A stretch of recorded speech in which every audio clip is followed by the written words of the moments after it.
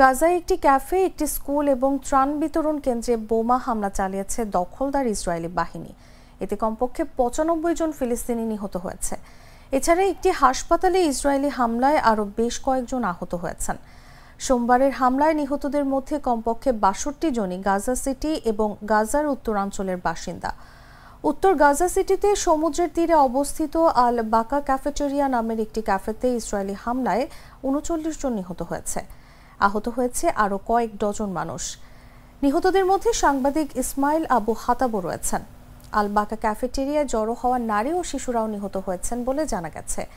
এক প্রত্যক্ষদর্শী জানিয়েছেন, ইসরায়েলি বিমান থেকে সেখানে বোমা ফেলা হয়েছে।